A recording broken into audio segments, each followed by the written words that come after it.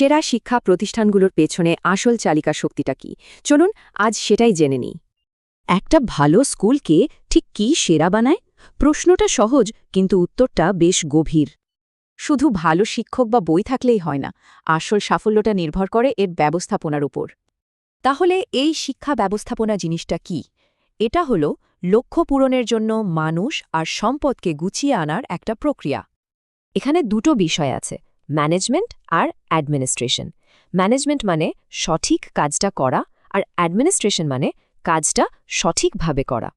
National academy for educational management বলছে এর সাফল্যের পেছনে মূলত 4টি ধাপ কাজ করে। প্রথমেই আসে পরিকল্পনা বা প্ল্যানিং, মানে প্রতিষ্ঠানের লক্ষ্য কী হবে আর কিভাবে সেখানে পৌঁছানো যাবে সেটা ঠিক করা। এরপর হলো সংগঠন, মানে সব রিসোর্স যেমন মানুষ, টাকা আর অন্যান্য জিনিসপত্র ঠিকঠাক মতো সাজানো।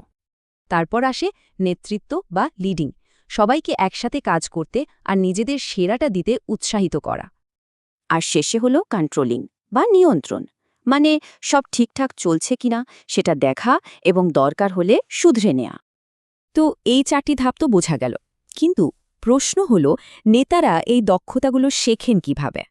যেমন ধরুন হার্ভার্ডের কেস মেথড, এখানে বাস্তব সমস্যাকে একটা গল্পের মতো করে তুলে ধরা হয়। একজন শিক্ষক তো বলেই দিয়েছেন এই পদ্ধতিটা নাকি লিডারশিপ স্কিল বাড়ানোর জন্য একটা গেম চেঞ্জার। এর প্রক্রিয়াটাও বেশ মজার।